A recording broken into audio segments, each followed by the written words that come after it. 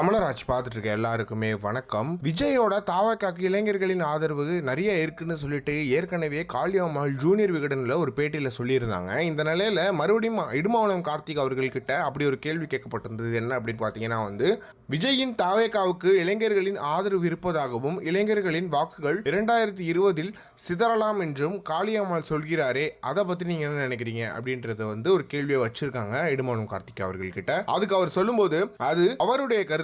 விஜய்க்கு கூட்டம் வருவதனாலேயே மக்கள் ஆதரவு இருக்கும் என்றால் சமூக வலைதள பிரபலங்களான ஜிபி முத்துவுக்கும் டிடிஎஃப் வாசன் அவர்களுக்கும் மக்கள் ஆதரவு இருப்பதாக சொல்வீர்களா? விஜய்க்கான வாக்கு விழுக்காட்டை தீர்மானிப்பது தேர்தல் தானே தவிர யூகங்கள் இல்லை அப்படின்ற மாதிரியான விஷயங்களுக்கு பதிலடி கிளியர் அண்ட் கட்டா காளியம்மாள் அவர்களுக்கு பதிலடி கொடுத்திருக்காரு இடுமாவனம் கார்த்திக். அப்படின்றது ரொம்ப மகிழ்ச்சியான விஷயமா இருக்கு. அதே மாதிரி கட்சியை விட்டு வெளியே போனா கட்சியை பத்தி தவறா பேசணும் அப்படின்லாம் ஒன்றும் இல்லை அப்படின்றது ஒன்று இருக்கு. அது காளியம்மாள் அவர்கள் செஞ்சதும் கிடையாது. பட் ஏன்னா இந்த மாதிரியான கருத்துக்கள் கொஞ்சம் முரணாத்தான் இருக்கு. கிளாரிட்டியா பார்க்கும்போது விஜய் ரசிகர்கள் விஜயை பார்க்க போனாங்களே தவிர்த்து விஜய்க்கு ஓட்டு போடுவாங்களான்னு கேட்டீங்கன்னா கிடையாது. ஏன்னா விஜய்க்கு ஒரு பயங்கரமான திரை வெளிச்சம் இருக்கு. இப்போ விஜய் அங்க வராரு அப்படின்னா நானுமே அவரை பார்க்க போவேன் இல்லையா? இப்போ எங்க வீட்டுக்கிட்ட விஜய் வராருன்னா நானும் பார்க்க போவேன். அதுக்காக நான் அவருக்கு ஓட்டு போடுவேன்னு கேட்டீங்கன்னா கண்டிப்பா கிடையாது. அவரோட திரைப்படம் பொறுத்தா கண்டிப்பா பார்க்க போவேன். அந்த படம் எப்படி இருக்கு, அந்த படம் நல்லா இருக்கா இல்லையா, அந்த படத்துல விஜய் எப்படி ஃபர்ஸ்ட் இன்ட்ரோ சீன் வருது, எப்படி டான்ஸ் ஆடுறாரு, எப்படி சண்டை போடுறாரு, எப்படி அழுகுறாரு, நடிக்கிறாரு பார்க்க போவேன். ஆனா அதுக்கு நான் ஓட்டு போடுவேன்னு கேட்டீங்கன்னா கண்டிப்பா போட மாட்டேன். உதயநிதிக்கு ஓட்டுன்றது அவர் திரைப்படத்துல இருந்து வரல அப்படின்றது ஒண்ணு இருக்கு. சிவாஜி கணேசனே தோத்த காலம் தானே இது அப்படின்றதுல எந்த ஒரு மாற்றமே கிடையாது. இதை பத்தி நீங்க என்ன நினைக்கிறீங்க அப்படின்றது மறக்காம கமெண்ட் பாக்ஸ்ல சொல்லுங்க.